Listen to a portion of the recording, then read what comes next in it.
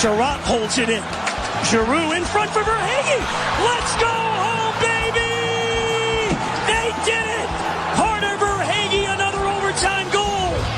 For the first time in 26 years, the Panthers advance in the Stanley Cup Playoffs. Welcome to Project Panthers, a weekly podcast discussing your Florida Panthers. Now, here's your host, Brunswick. What a week, what a week, what a week. I am your host, Brunswick. The show is Project Panthers, and oh, baby.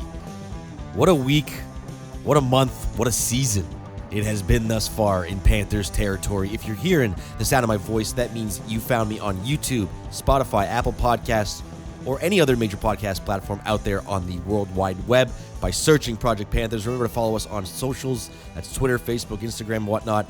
As well by searching Project Panthers.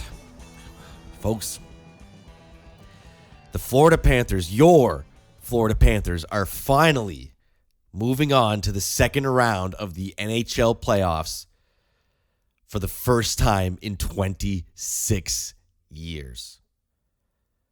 26 years. I'm obviously lost for words. This feeling is indescribable.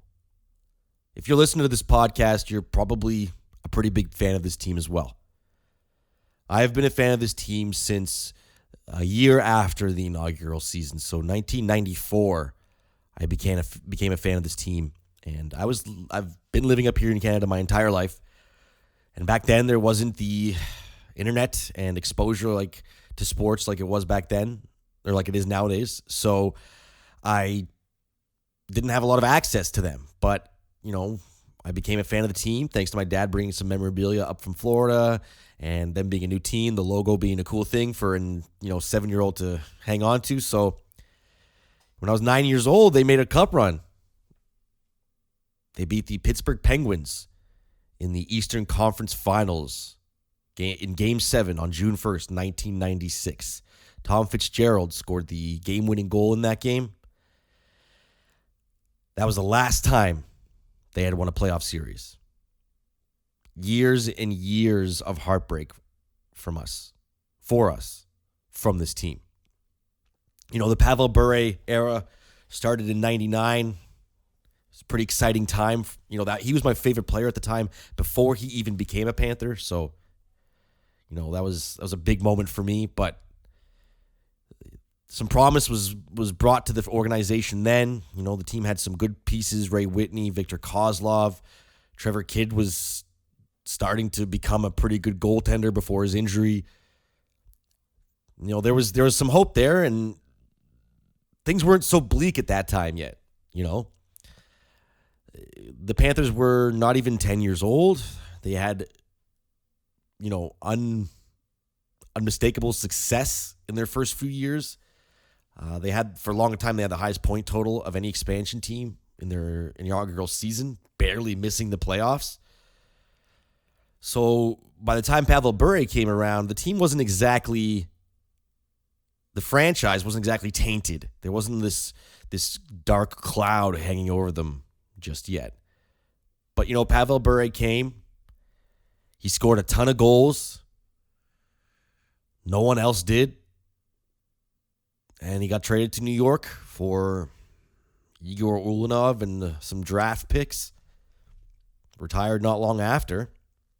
And the Panthers were destined for futility for a long time following. Olli Jokinen came over with Roberto Luongo. He actually started his career basically after being labeled a bust for a long time. Luongo, we all know, he's, two-time Panther, beloved within the franchise, still works for the franchise. But those teams were pretty bad. Those early to mid-2000s teams, pretty terrible. The only entertaining part was that they kicked ass back then, right? We had 3 guys with 300 penalty minutes or more in one season, I believe. A lot of gooning it up in those seasons, but they were terrible. Playoffs wasn't even part of the discussion. It wasn't. And then the team started to develop another young core. They, did the rebuild. They stopped trying to patch things and committed to a full rebuild. Jay Bomeister came along, Stephen Weiss, Nathan Horton, a bunch of first-round picks that never really panned out to be top-tier superstars that will, take you to that next level. But very good players in their own right, all of them. But they just never got it done, In the later years with like Stephen Weiss and Nathan Horton and David Booth coming along, the Panthers, they made the playoffs. They got stunned by New Jersey in 2012. That was their first playoff appearance in 12 years. I hated that they had to play the Devils again after getting swept in 2000. Felt like they were definitely going to lose, and they did. Never forget that heartbreak with Kulikov. And then the team, crashed and burned the next season, and within a few years, everybody was gone. And then, then came this era of drafting Huberdeau and drafting Barkov and Ekblad, and, the potential started to grow for this franchise. Bringing in Jágr was probably the best thing that this franchise did for Huberdeau and Barkov in their development. Just to watch a consummate professional like Jaromir Jágr day in and day out. That's experience that you cannot put a price tag on. But still, they couldn't seem to get it done. They had this in 2016, they lost to the Islanders in a heartbreaking series where they were the favorites going into it. They had a fantastic season. The buzz was there, and again, they sputtered out in the playoffs. And again, following the following season, there was lack of performance, and the team got dismantled for the most part. Really, just leaving that core of Ekblad, Barkov, and Huberdeau. Talon left, came back, brought some of his boys, tried to get some, short-term fixes with this team. That didn't do it. And then the era of Bill Zito came. And he kind of changed everything. He brought in this island of misfit toys type of mentality to this franchise and gave a lot of guys second, third, fourth chances at a career. A lot of people were talking about it during this week that the Panthers had 3 guys from the ECHL score goals in this series. That's pretty crazy if you think about it. And now 26 years later, after crashing out of the playoffs again last year against Tampa Bay, it was one of those things where, it didn't feel like the Islanders series. It didn't feel like the Islanders. I don't even want to talk about the Islanders series during the COVID playoffs because, first of all, that was atrocious hockey that this team played, and second of all, I don't really count that as a playoff appearance because it really wasn't. If they won that, I would have counted it, but they didn't even win the play-in, so it doesn't count in my opinion. But losing last year to Tampa Bay, despite losing in 6 games and being bested, I still think that they looked like a good team. They looked like the team ready to take the next step. And it's one of those necessary evils for a team to learn what it takes to win. And I'm not saying that they've learned a ton on how to win. They are still a very young and inexperienced team in terms of playoffs. Despite having some guys that have played more than their fair share of playoff hockey, overall the team is still pretty inexperienced in terms of how to win a 7-game playoff series. But they learned that last year, and we saw signs of that this year in their 6-game series victory over the Washington Capitals. their first series victory in 26 years. Like I said at the beginning of this podcast, the feeling is indescribable. I cried tears of joy. I really did. I can't explain it. The feeling may sound a little weird, but it's honestly only matched for me, or only beaten for me by the day I married my wife and the day my daughter was born, which was 2 months ago, actually. So that explains why I have been away from the podcast for a little while now. So, just taking care of a newborn is a lot of work. So this is me coming back to the show. But, my wife recorded the reaction. I remember watching the handshake and just laughing hysterically because I couldn't even believe that I was watching the Panthers finally be on the other end of the handshake. They did it. Like, they actually did it. They won a playoff series in 6 games too. I thought they were going to maybe have to do it in 7 and really have to go through the gauntlet in the first round just to get out. But they did it in 6. 26 years, people. 26 years. The last time the Panthers won a playoff series, if you were on the internet, you were connecting with like dial-up. And if you're too young to know what dial-up is, it is this really annoying thing that we all used to have to connect with using phone lines to use the internet. It's the only way I could talk Florida Panthers hockey back then. There wasn't a lot of Panthers fans out east in New Brunswick up here in Canada. The Macarena was the #1 song the week that the Panthers beat the Penguins. Independence Day with old slapperoo Will Smith and Jeff Goldblum, my idol, one of my idols. That was the #1 movie. Wayne Gretzky was still 3 years away from retirement. He still played 3 more seasons. And the Dallas Cowboys won their last Super Bowl earlier in the year. I was only 9 years old. I'm 35 now with a wife and a kid. That is insane. But, seeing the reactions on Twitter, seeing the sheer joy from all of you Panther fans, my fellow Panther fans, and just being a part of it is just so euphoric in so many ways. If you could bottle this feeling, you'd be a billionaire. Incredible. The joy on Panthers Twitter, the joy at the parties, the watch parties, hearing Goldie make that call for Verhaeghe's goal, just incredible. Just one of the best nights of my life. I will never forget May 13th, 2022. Well, maybe. If they go on to win the cup and all that, maybe this will all just be a distant memory, right?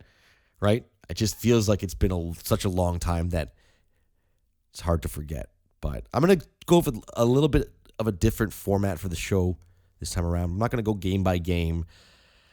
Just because I wasn't making individual notes as I watched these games. I was just sort of, feeling it in the moment and making mental notes as I could. Where to start here? I think the series started pretty well for the Cats. Despite being frustrated with the team in the first game, I think a lot of credit needs to go to the Washington Capitals. They shocked the Panthers out of the gate and came out with a strong game plan that they executed perfectly to a 4-2 victory. This is where the Panthers' inexperience kind of comes into play, right?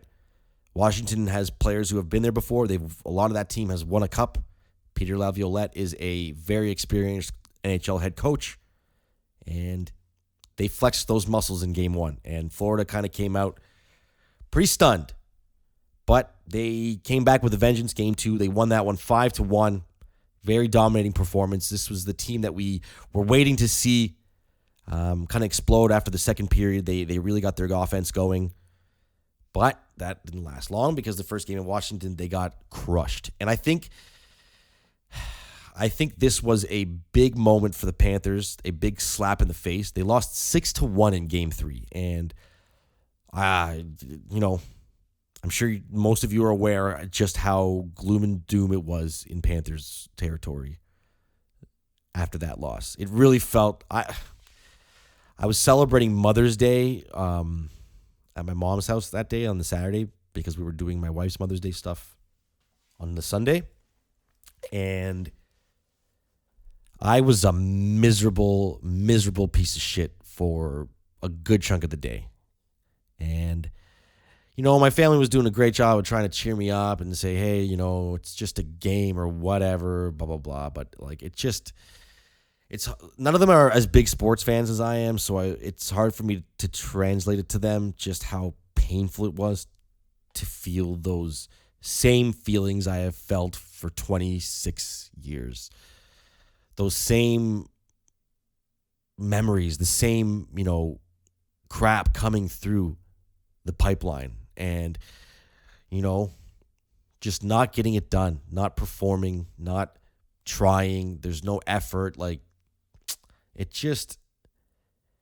it was such a low point, and I'm sure you felt the same way. A few of you, I think, were confident, and honestly, props to you. I cannot respect you enough for that because it is so hard to forget being wronged so much by this team to see the right. It really is. And after that 6-1 loss in Game 3, yikes. But it's a 7-game series. You got to win 4 games. And Game 4, the Cats, they came back. And honestly, I think the turning point of this series was Sam Reinhart's goal with 2 minutes and 4 seconds left in this game. It looked like the Cats were down and out, you know, losing 2-1 very late in Game 4, about to go down 3-1 to the 8th, you know, I guess no real 8th seed in the playoffs now, but the 8th seeded team after finishing first in the conference. Before Sam Reinhart saves the day on a nice little rebound goal in front. My God, the feeling of this goal going in really sparked some life into the Panthers, and not long after that, the game went to OT, and not even 3 minutes in, Carter Verhaeghe cements himself in the Florida Panthers history books alongside Ryan Lomberg. Scores the game winner. And, you know, the Panthers, even though there was only 3 minutes of ice time or 3 minutes of gameplay, not even in that overtime period, they looked a little different on the ice. They looked a little more confident. You saw the same. They were pressuring Washington really hard throughout the entire overtime period. And you saw that confidence with the puck, that relentlessness, that forecheck that we've seen all season long with this team. You kind of saw it click in and come back.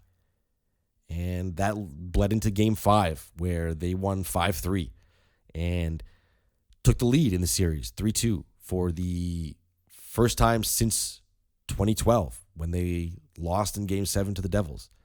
They were up 3-2 in that series, if you remember. A decade ago. Last time they had a chance to close out a series. And with Game 6 coming along, you know,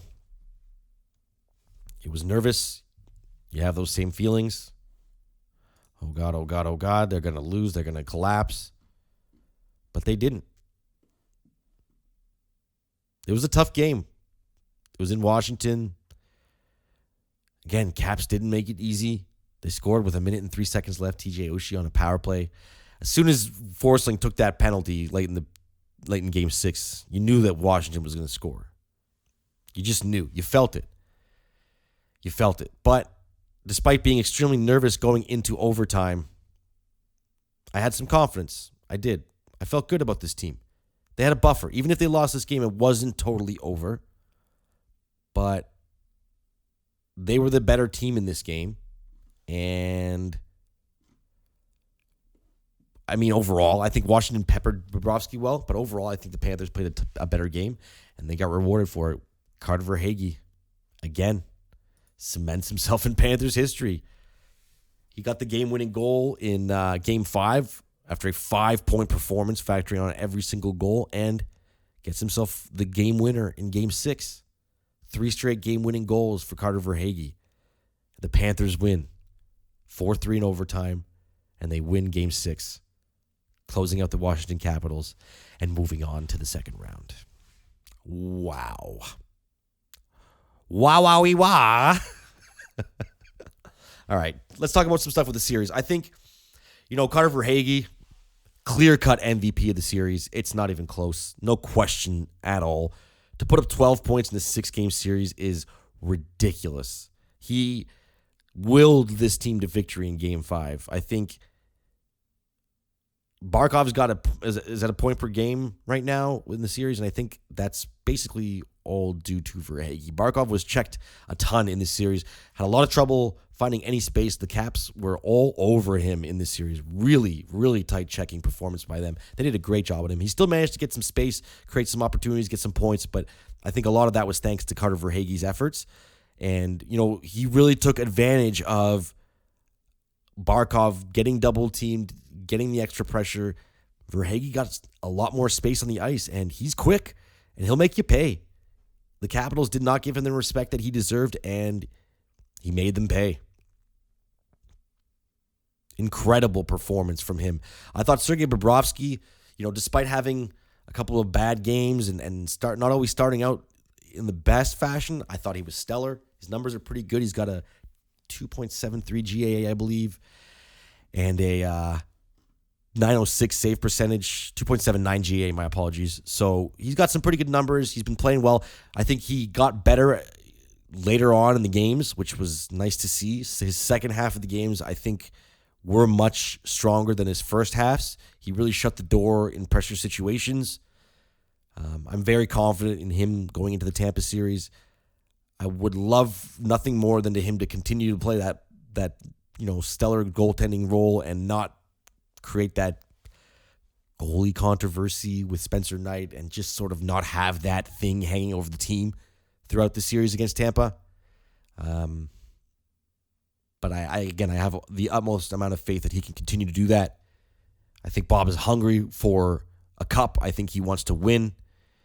He knows he's not getting any younger, and I'm sure he understands just how good of a team he has in front of him right now. I am a bit concerned about Jonathan Huberdeau. I'm not going to lie.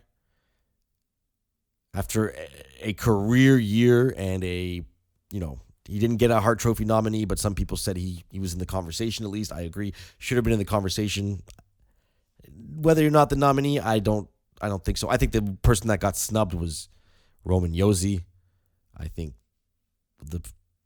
I know it's a little off topic, but I think the season that he had as a defenseman for the Nashville Predators was unbelievable in so many ways.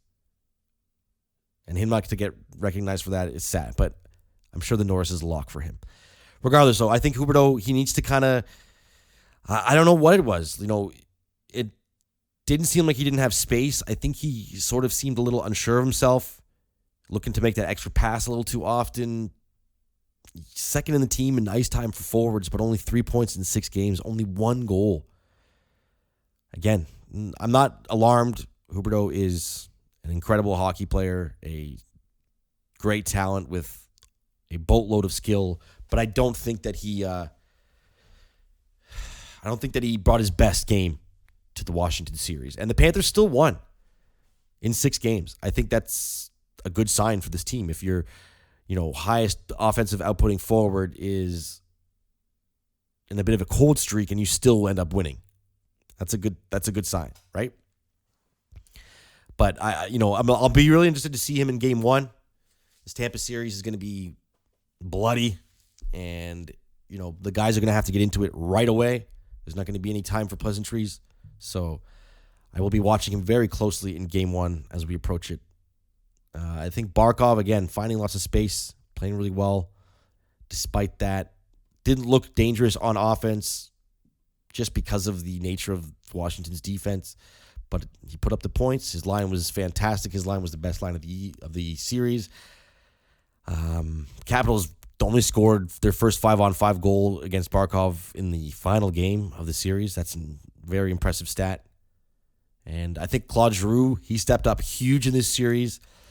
Along with Carter Verhaeghe, he benefited from that extra space that Barkov drew with getting double teamed, and he used it. I mean, he scored that huge tying goal in the huge tying goal in Game 6, and 7 points in 6 games for him. You know, that's a nice little run for Giroux. Again, a longtime veteran who wants a cup. He wanted to come to Florida. It was the only team he wanted to come to at the trade deadline. Made it really easy for GM Bill Zito to bring him over. And he looks like he wants it. He really does. Anthony Duclair is a bit of a talking point. He was a healthy scratch in Game 6. Only 2 assists in 5 games. Honestly, not very visible out there on the ice in this playoff series. Sort of similar to what we saw in the Tampa Bay series the year before. You know, if I was thinking that if the Leafs had advanced and beaten the Bolts in Game 7, I think Duclair might have had more of a chance of being a factor in a series against the Maple Leafs, where there's going to be wide open hockey and a lot of offense, a lot of back and forth. But Tampa will be playing the Panthers in a similar way that the Capitals did, in my opinion. I think they will be trying to check them, shut them down, play a slow game. They kind of did that last year. You saw how they were when they got the leads. Like, they get a 1-goal lead, a 2-goal lead, and just played the most boring-ass hockey you've ever seen. But it worked. And that's not the kind of environment that Anthony Duclair can thrive in. So I don't know how much success he'll find in this series. I am rooting for him. I'd love to see him come back and pot a goal and become a factor in the series. But, you know, with his lack of physical play and just need for space to utilize his speed, space that doesn't really exist that much in playoff hockey, I don't know how it'll go. I honestly, I'm sure Duclair will factor into some games. He's a very good hockey player and can still contribute things to the team. But whether or not he'll be dressing in all the games, I'm not too sure. I'm not too sure. I think in terms of the Tampa Bay series, what to expect, you know, the Lightning won the Cup last year. They've won 9 series in a row. Andrei Vasilevsky, their goaltender, did look human in the Toronto series. He gave up 3 goals or more in a bunch of the games. It is a bit concerning that he had his best game in Game 7. He was a wall in that game. I watched that game from front to back. He was incredible. Literally won the game for the Lightning. Him and Nick Paul. Just the two of them. So if he continues that play, it's going to be tough for the Panthers. But the Panthers have a long recorded record. Yep. That's what it is. It's a recorded record of success against Vasilevsky in terms of goal scoring. They put up goals on him. They don't really seem to have a problem scoring on him. So hopefully that continues into round 2. You know, the special teams is, I think, the biggest factor going into the series. I talked about it all throughout this season on the podcast because of the impact that it had on the series last year with Tampa. Cats went 0 for 18 on the power play against the Capitals in the series. They're the first team to win a playoff series without scoring a power play goal since the Boston Bruins beat the Canadiens way back in, I believe, 2007. That's a long time ago as well. 0 for 18 is inexcusable. It's a terrible, terrible performance on the power play. And they were 17 for 24 on the PK. Also terrible. That's a 70.8% of success killing off penalties. 70. Atrocious. Just awful. The fact that they came out of this series with the special teams performing that way is borderline a miracle, folks. Last year, Tampa dominated the special teams in the series. They scored on 8 of their 20 power play opportunities. 8. That's a 40% success rate. 40% against the Panthers last year. Now, Braden Point may be out. That may help with that, but you can't count on crap like that. You just got to go out there and perform. I'm really, really, really concerned about the special teams. If you know this podcast, you know that. I am so concerned about the special teams. Tampa can dominate the Panthers in this facet. I really hope Brunette and the coaching staff is grinding different strategies into these guys as we head into the series. They need to improve it. Need to. It is an absolute must. They will lose this series and lose this badly if they continue to perform like this on their special teams. It's a guarantee. Tampa Bay has won 2 straight Stanley Cups in 9 straight series. They will go for the jugular if you expose it to them. I think Ryan Lomberg needs to be in the lineup. This is going to be a feisty-ass series. We saw all of the blood last year. We saw all the anger, all the fights, all the extracurricular activities after the whistle. Lomberg, I think, is an absolute must. The presence that he has on the bench, the mouth on him, the game ability that he has, the way he talks on the ice, those are all factors that really play into a playoff series. And Lomberg's the kind of guy that can get under your skin. They hate him on Tampa Bay. Use that against them. Get them off their game. Get them worrying about what Lomberg's talking about or what Hornquist is talking about, not what Barkov is doing behind the net. Lomberg was a huge factor in the Washington series, and I think that was a good move by Brunette, putting him in Game 6 as well. Uyghur in this series, he started to bounce back against the Capitals in later games in the series. He really had a tough few first games, but I think he sort of grounded himself and got back to what makes his game so effective in the later half of the series. I'm looking for more success from him and more of that performance in the Tampa Bay series. Gustav Forsling, who I thought was the Panthers' best defenseman in the first round, he's going to play a key role in this as well. The Tampa Bay Lightning are going to be going hard at Ekblad and Sherratt, and Forsling's going to have to be there to be that second line of defense. He was a +10 in the Washington series, a team best. I don't see him doing anything but performing up to snuff. And,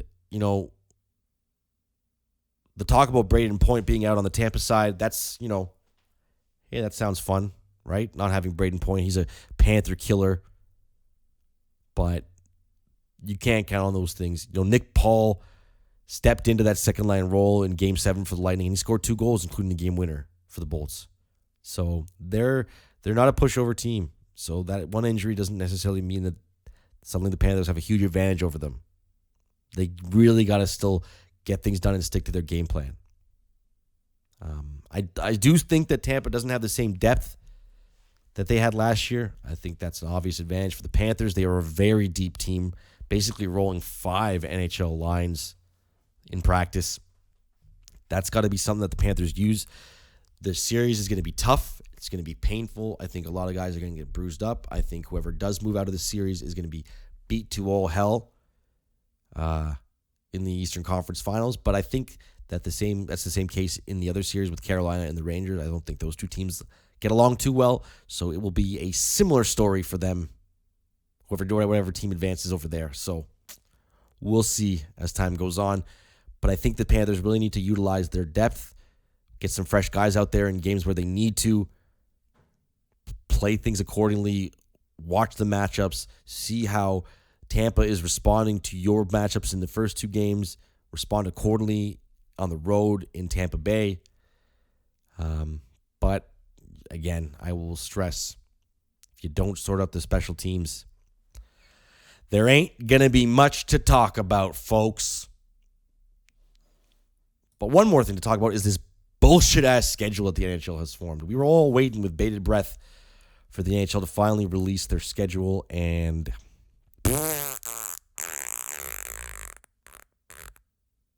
Game 1 comes on Tuesday. Game 2 on Thursday. Nice and normal, right? Nice and normal. And then we get a gap. No game on Saturday. Because why would we want to watch the Battle of the Sunshine State in prime time? Nope. We get a Sunday afternoon game. The old Miami Dolphins special. 1:30 in the afternoon in Tampa Bay. And then the next day, the Panthers play at 7 p.m. also in Tampa Bay. So the only back-to-back of the entire second round of the NHL schedule for the playoffs is game 3 and 4 between these two teams. And then game 5 is Wednesday, if necessary. Game 6, Friday. Game 7, Sunday, if necessary. Those will probably be old bullshit afternoon games too, right? You know, Gary Bettman gets on the horn and talks about how he wants to grow the sport, and the sport's growing in Florida. And, you know, we love hockey in the state of Florida. But honestly, shit like this is why they continue to have trouble growing it. The Miami Heat are also in the playoffs. They're in the NBA Eastern Conference Finals this year, playing the Celtics. And the Panthers have 6 of their 7 games going up against the Miami Heat games. I'm sorry, but the casual viewer, listen, if you're listening to this podcast, you're probably going to watch the Panthers game. But the casual viewer, your average South Florida sports fan, is going to watch the Heat 9 times out of 10. I don't understand the logic of the NHL, of TNT, of Amalie Arena, of Florida Live Arena. I don't get it. This is a huge, huge blunder on their part. Terrible, terrible mistake from the scheduling crew. Whoever's in charge, yikes, man. Yikes. Anyway, on that thought, I'm going to end this episode. I am Brunswick. Thank you again for tuning into Project Panthers. I will likely record another one after this series is complete. Hopefully it's a preview of the Panthers getting into the Eastern Conference Finals, but we'll see. Unless something really gives me the need to record some audio because I got pissed off during the game or something, there probably won't be an episode until one of Tampa Bay or Florida is eliminated. To be honest, I'm nervous. I really am. How can you not be? It's Tampa Bay, 2-time Stanley Cup champion. This is the big boss.